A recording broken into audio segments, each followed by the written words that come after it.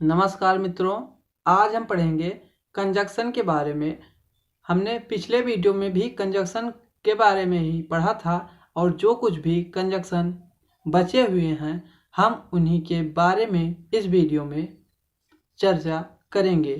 पहला कंजक्शन है कि एज लॉन्ग एज का, और हम पढ़ेंगे लगभग 8 प्रकार के कंजक्शन वाले शब्दों को कि उनका प्रयोग कहाँ कहाँ पर और कैसे किया जाता है। आइए हम शुरू करते हैं। पहला कंजक्शन एज लॉन्ग एज का, जिसका मतलब होता है जब तक, और यह टाइम के पर्पज में कहा जाता है। पहला एग्जाम्पल हमने लिया है, जब तक मैं यहाँ हूँ तुम खतरे से बाहर हो। यहाँ पर जब तक टाइम के पर्पज में कहा गया है कि जितने समय तक मैं यहाँ हूँ तुम खतरे से बाहर हो। इसका हम इस प्रकार बनाएंगे कि as long as I am here you are out of danger. इस प्रकार हम पहला कंजक्शन बनाएंगे। अब हम देखते हैं दूसरा एग्जाम्पल जब तक का, और इसका एग्जाम्पल इस प्रकार है कि जब तक तुम मेरे साथ हो मामा, मुझे कोई नहीं मार सकता। इसका हम बनाएंगे इस प्रकार कि इसका बनेगा कि as long as you are with me mama no one kill me. इस प्रकार हमने दो एग्जाम्पल देखे एज लॉन्ग एज के। अब हम देखते हैं अगला कंजक्शन जो है सो दैट, जिसका मतलब होता है ताकि। सो दैट के बाद वाले वाक्यों में मे या माइट का प्रयोग करेंगे। इसमें जो प्रिंसिपल क्लास के अनुसार हम सो दैट वाले वाक्यों में मे या माइट का प्रयोग करेंगे। इसके हम एग्जाम्पल देखते हैं। पहला एग्जाम्पल है कि हम कठिन परिश्रम करते हैं ताकि हम पास हो जाएं। इसका हम बनाएंगे कि we work hard so that we may pass. यहाँ पर मे का प्रयोग किया गया है। अब हम देखते हैं दूसरा एग्जाम्पल जो कि है सो दैट के बारे में। दूसरा एग्जाम्पल है कि हमने कठिन परिश्रम किया ताकि हम पास हो जाएं। अब ताकि वाले शब्दों के लिए हम कैसे सो दैट का प्रयोग करेंगे ये देखते हैं। इसका हम बनाएंगे इस प्रकार कि we work hard so that we might pass. इस प्रकार हमने दो एग्जाम्पल सो दैट के देखे। अब हम देखते हैं तीसरे कंजक्शन के बारे में कि उसमें किस प्रकार उसका प्रयोग होता है। तीसरा है एज फॉर एज। यहाँ पर भी जहाँ तक के लिए प्रयोग किया जाएगा और यह कंडीशन बताने के लिए प्रयोग किया जाता है। हम एग्जाम्पल देखते हैं, इससे हमें कुछ समझ में आएगा। पहला एग्जाम्पल है कि जहाँ तक मेरी बात है मुझे आप पर विश्वास है। अब यहाँ पर कंडीशन बताई गई है तो इसका हम बनाएंगे इस प्रकार ट्रांसलेशन कि as far as I am concerned I trust you. इस प्रकार इसका एग्जाम्पल है कि जहाँ तक मेरी बात है मुझे आप पर विश्वास है। ये एग्जाम्पल है एज फॉर एज का। हम देखते हैं अब दूसरा एग्जाम्पल, जहाँ तक मैं जानता हूँ कि उसके 2 बच्चे हैं। ये एग्जाम्पल भी एज फॉर एज का ही है। इसको हम देखते हैं कि किस प्रकार इसका ट्रांसलेशन बनेगा। इसका ट्रांसलेशन इस प्रकार बनेगा कि as far as I know he has 2 children. इस प्रकार हमने अभी तक 3 कंजक्शन के बारे में पढ़ा। अब हम देखते हैं चौथा कंजक्शन जो कि है नाउ दैट, जिसका मतलब होता है चूंकि अब हम देखते हैं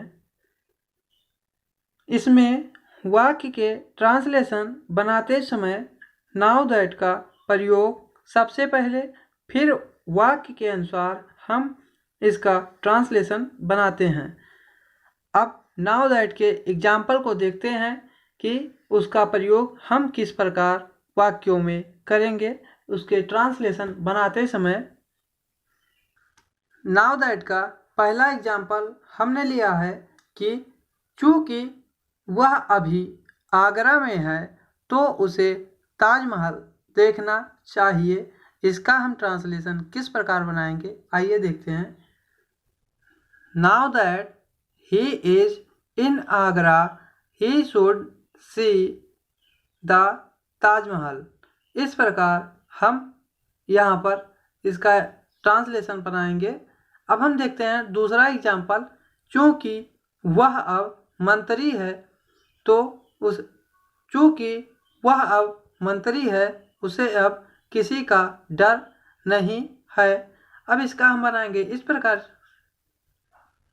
now that he is a minister he has no fear of anyone. इस प्रकार हमने नाउ दैट के कुछ उपयोग देखा।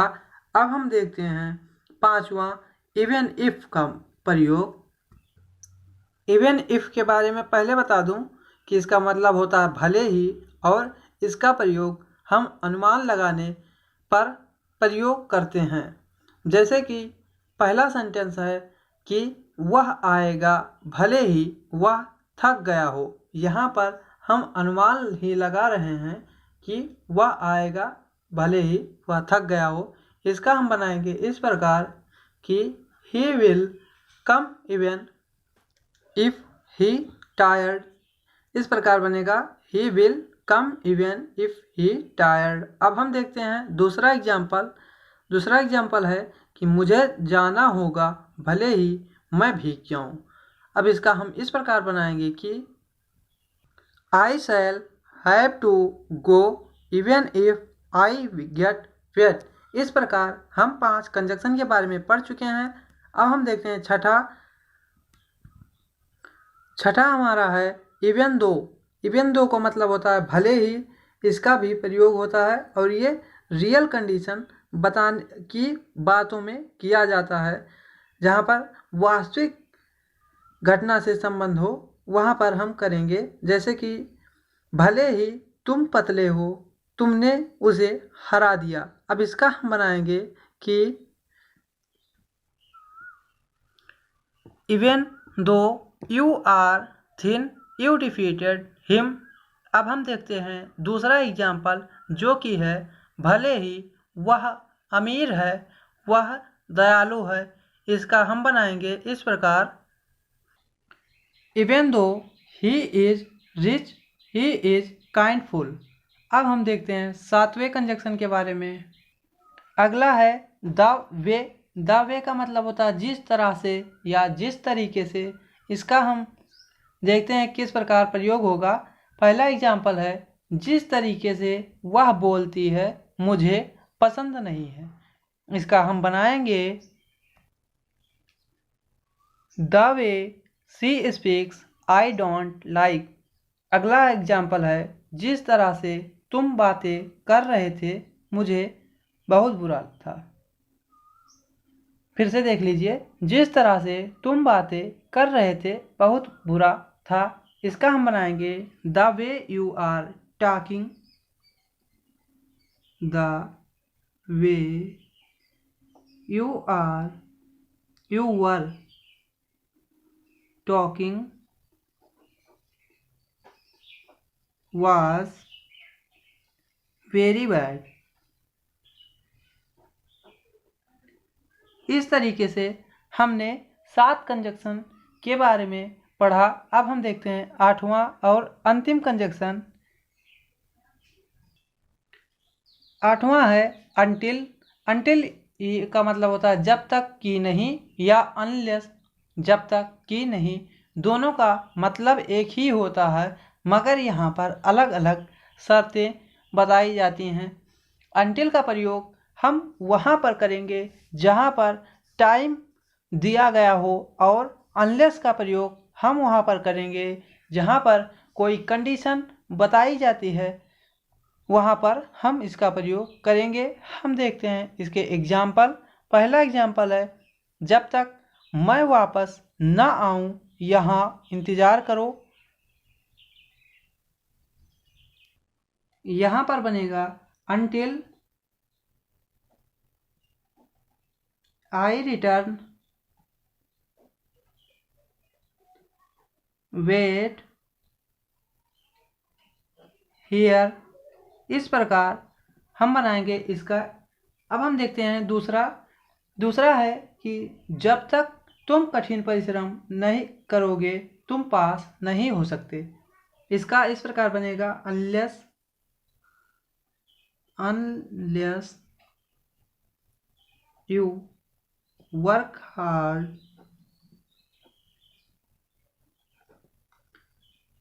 You can not pass. इस प्रकार हमने पढ़ा 8 कंजक्शन के बारे में। अब हम अगले वीडियो में पढ़ेंगे कि जब क्वेश्चन वर्ड कंजक्शन के रूप में काम करे तब हम उसका उपयोग किस प्रकार करेंगे। और दूसरा हम देखेंगे अल्टरनेटिव कंजक्शन, जिसका मतलब होता है वैकल्पिक संयोजन। इसमें हम आइदर और, नाइदर नॉर या otherwise, so, therefore, that is why, hence, for, then, thus, इन सभी कंजक्शन के बारे में पढ़ेंगे। तो अभी हमारे पास 3 कंजक्शन बचे हैं। पहला है अल्टरनेटिव, दूसरा है इंट्रोगेटिव कंजक्शन का प्रयोग कहाँ पर होगा, और तीसरा है इलेटिव कंजक्शन। इलेटिव कंजक्शन का मतलब होता है परिणाम सूचक संयोजक। इसका हम अध्ययन अगले वीडियो में करेंगे। तब तक के लिए अगर आपको हमारा ये वीडियो पसंद आया हो तो आप इसे लाइक करें, हमारे चैनल को सब्सक्राइब करें और शेयर करना ना भूलें। मिलते हैं हम अगले वीडियो में, जहाँ पर हम कंजक्शन के और भाग को पढ़ेंगे। धन्यवाद।